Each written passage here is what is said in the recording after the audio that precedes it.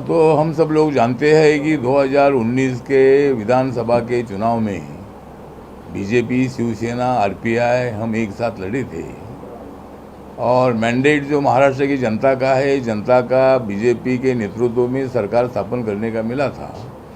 BJP को 1 से 5 सीटें मिली थी और 56 सीटें शिवसेना को मिली थी।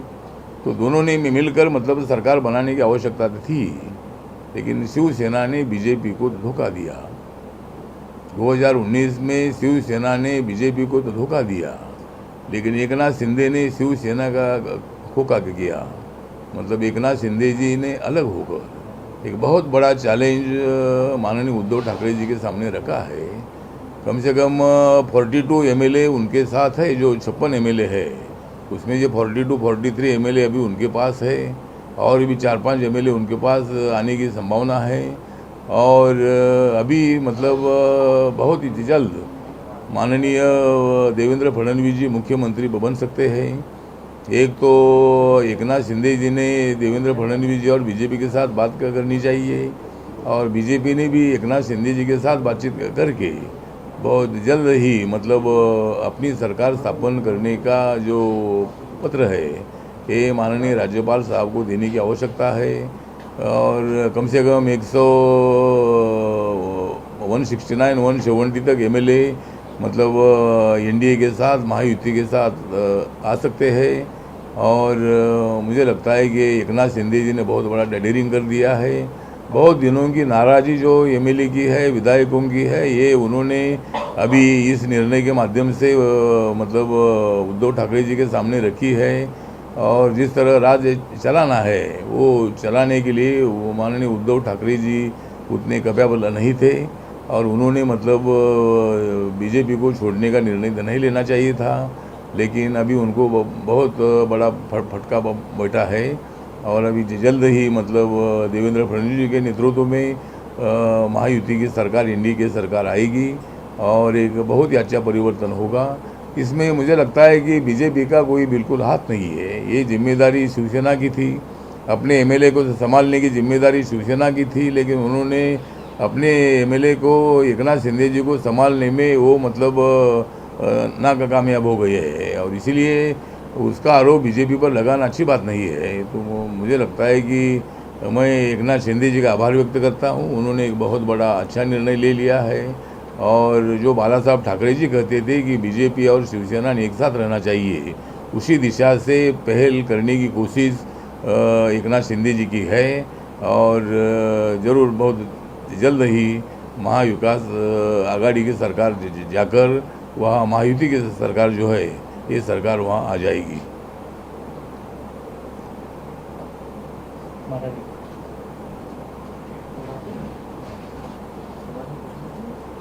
फिर कब तक सरकार का गठन लग रहा हो जाएगा सर? नहीं, सरकार का गठन बहुत जल्द होगा। अभी सभी एकनाथ शिंदे जी के एमएलए तो अभी गुवाहाटी में है, आसाम में है। अभी वो जल्द ही मतलब वहाँ महाराष्ट्र में आएगी, मुंबई में आएगी और सभी का सिग्नेचर लेकर एक पत्र जो है दोनों पार्टियों का राज्यपाल जी के पास जाएगा और राज्यपाल जी उस नाम को एग्जामिन करेंगे और देवेंद्र फडणवीस जी को सरकार बनाने का जो मतलब उनको निमंत्रण है, ये निमंत्रण उनको देंगे और बहुत ही जल्द सरकार स्थापन हो सकती है। एनसीपी शांत है सर, एनसीपी की क्या भूमिका है? एनसीपी शरद पवार, हाँ, शरद पवार जी शांत है क्योंकि अभी इतने दिनों के बाद सत्ता उनके हाथ में कई साल सत्ता रही, लेकिन 2014 से 2019 तक उनके पास सत्ता तो नहीं थी। इसीलिए कांग्रेस, एनसीपी अस्वस्थ थे, अस्थिर थे। लेकिन अचानक मतलब शिवसेना ने, उद्धव ठाकरे जी ने, संजय राउत जी ने ऐसा उल्टा निर्णय ले लिया और उससे एनसीपी कांग्रेस को सत्ता में मिली थी। लेकिन अभी एकदम हाथ से सत्ता जा रही है, ये देखकर मतलब उनमें नाराज़गी रहना हम समझ सकते हैं। लेकिन अभी एनसीपी और कांग्रेस के हाथ से सत्ता चली गई है। एक तो पहले अगर ऐसा प्रयोग होता था कि जिस तरह अजित पवार जी ने और देवेंद्र फडणवीस जी ने एक साथ शपथ ली थी, तो एनसीपी अगर बीजेपी के साथ आती थी तो भी तो सरकार 5 साल तक चलती थी। लेकिन एनसीपी के अजित दादा पवार शपथ ग्रहण करने के लिए गए और फिर वापिस वो शरद पवार के पास चले गए, तो पवार साहब ने तब ऐसा निर्णय लेना चाहिए था कि बीजेपी के साथ जाने से कोई दिक्कत नहीं है। मैं भी मतलब बीजेपी के विरोध में था, शिवसेना के विरोध में था, लेकिन नरेंद्र मोदी जी का नेतृत्व इतना साफ नेतृत्व है, इतना क्लीन नेतृत्व है, और भारत की जो स्थितियाँ है उसको बदलने के लिए विकास की दिशा से नरेंद्र मोदी जी आगे देश को ले जा रहे हैं।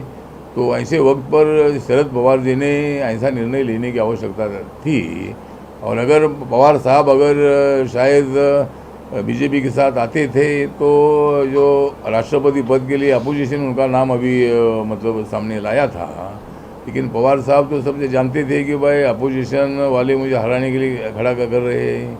अगर पवार साहब हमारे साथ आते थे तो उनको जिताने के लिए शायद राष्ट्रपति पद का उम्मीदवार भी शायद बन सकते थे, लेकिन उस वक्त ऐसा निर्णय हुआ नहीं। तो मैंने बहुत बार मांग किया था कि भाई पवार साहब ने एनडीए के साथ आना चाहिए। बहुत सारी पार्टियां एनडीए के साथ आई है, नीतीश कुमार एनडीए के साथ आए हैं, जॉर्ज फर्नांडिस मतलब एनडीए के साथ आए थे, बीजेपी के साथ आए थे, मैं बीजेपी के साथ आया हूँ, बीजू जनता दल बीजेपी के साथ आए थे। बहुत सारी पार्टियां जो है ये पार्टियां बीजेपी के साथ आई थी। तो पवार साहब ने भी मतलब ऐसा निर्णय लेने की आवश्यकता थी देश के हित के लिए, देश के विकास के लिए, और नरेंद्र मोदी जैसे नेता को सपोर्ट करने का काम पवार साहब के अनुभवी नेतृत्व के माध्यम से होना चाहिए था। तो ऐसा हुआ नहीं। तो मुझे लगता है कि उनके अभी वो शांत रहना तो दूसरा कोई उनके सामने अल्टरनेटिव नहीं है। अभी एकनाथ शिंदे ने इतने एमएलए को साथ में लाया है कि शिवसेना का खेल खत्म हो चुका है, और अभी खेल शुरू हुआ एकनाथ शिंदे जी का। सर एक सवाल ये था कि सवाल अब ये भी उठ रहे हैं कि अगर आपके 35 से 40 विधायक एकनाथ शिंदे के साथ चले जाते शिवसेना के, तो असली शिवसेना कौन सी है? क्या उद्धव ठाकरे की जो पास जितने एमएलए हैं और काडर उनके पास है, या अब शिवसेना का जो है पूरा वो बैलेंस ही शिफ्ट एकनाथ शिंदे की तरफ हो गया? तो असली शिवसेना आप कौन सी मानते हैं सर? नहीं, अभी असली शिवसेना अगर इतनी शिवसेना के एमएलए अगर एकनाथ शिंदे के साथ आई है तो असली शिवसेना तो एकनाथ शिंदे की हम मानते हैं। इतने मतलब उद्धव ठाकरे जी का विरोध करके इतने एमएलए मतलब सामने आए हैं, और शिवसेना का विरोध उन्होंने किया है, लेकिन उन्होंने बाला साहब ठाकरे जी का जिक्र किया है कि हम बाला साहब ठाकरे के अनुयायी है, और बाला साहब ठाकरे के नेतृत्व में हम तैयार हुए हैं। तो मुझे लगता है कि भाई असली शिवसेना एकनाथ शिंदे की है, ना उद्धव ठाकरे की।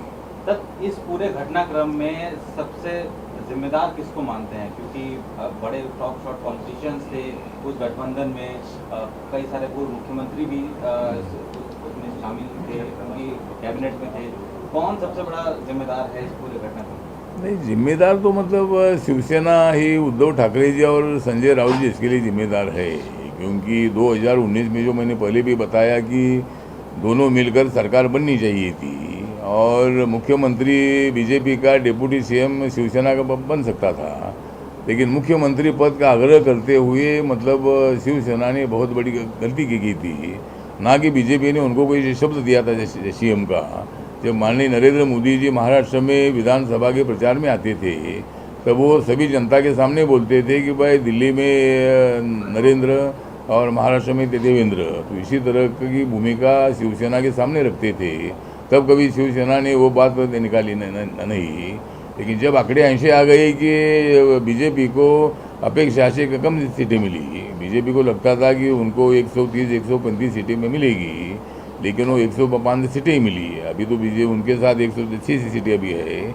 तो इतनी कम सीटें मिलने से और दोनों मिलकर ही सरकार बन सकती है, और शिवसेना के सपोर्ट से सरकार बन सकती है। ऐसा जब आंकड़े आ गए तब शिवसेना ने अपना पैर बदल लिया, अपनी पैर बदल दी, और हमको भी मुख्यमंत्री पद मिलना चाहिए, इसी तरह का आग्रह संजय राउत ने बार बार किया। तो इसके लिए सबसे ज़्यादा जिम्मेदार संजय राउत जी है, और उन्होंने मतलब इसमें समेट करने की आवश्यकता थी, लेकिन उन्होंने झगड़ा लगाने का काम किया बीजेपी शिवसेना में, और कांग्रेस एनसीपी के साथ जाकर बहुत बड़ा धोखा अपने ऊपर ले लिया, और अभी उसका अनुभव हम अभी देख रहे हैं, और ये उनको अभी भुगतना पड़ेगा।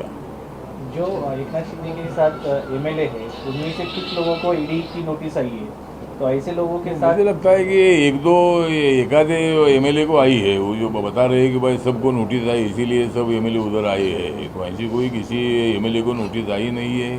शायद एक अपने प्रताप सरनाइक जो है उनकी इंक्वायरी पहले कुछ हुई थी, लेकिन वो भी अभी कोई ज़्यादा इंक्वायरी नहीं थी, तो बाकी किसी एमएलए को नोटिस वगैरह बिल्कुल आई नहीं है, तो इसीलिए ऐसा कोई नोटिस का विषय नहीं है। और ईडी की इंक्वायरी कोई किसी पार्टी या किसी मंत्री ने बोलने जो होती नहीं है, जो पेपर पर जो इंक्वायरी होती है, अगर अनियमित कोई रिकॉर्ड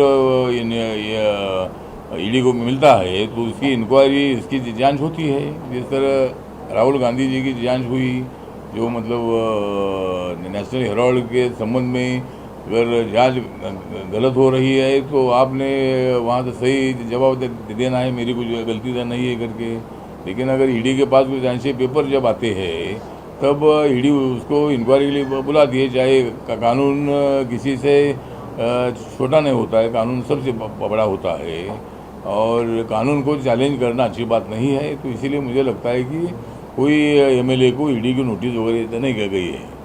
मुझे लगता है कि संजय राउत ने बहुत लेट ये स्टेटमेंट दे दिया है, जब पूरे एमएलए उनको छोड़कर चले गए हैं तब अभी वो बोल रहे हैं कि भाई हम महाविकास आघाड़ी को छोड़ने के लिए तो तैयार है। जब मैं बार बार बोल रहा था कि भाई 2.5 साल के फॉर्मूले पर आप एकमत करो और 2.5 साल अभी आपके पूरे हुए हैं, आप बीजेपी के साथ आइए और दोबारा तालमेल करिए, लेकिन ऐसा कभी सुना नहीं। जब हाथ से पूरा जो चला गया है तब अभी संजय राउत बोल रहे हैं कि भाई ये एमएलए ने इधर मुंबई आना चाहिए। वो तो मुंबई आने वाले हैं, उधर क्या गुवाहाटी में हमेशा था थोड़ा ही रहेगी, वो तो मुंबई आएगी ही। लेकिन वो मतलब उद्धव ठाकरे जी के साथ उधर नहीं जाएंगे, उन्होंने निर्णय ले लिया है और वो अपना ग्रुप अलग बनाएंगे। लेकिन संजय राउत के स्टेटमेंट में कोई दम नहीं है।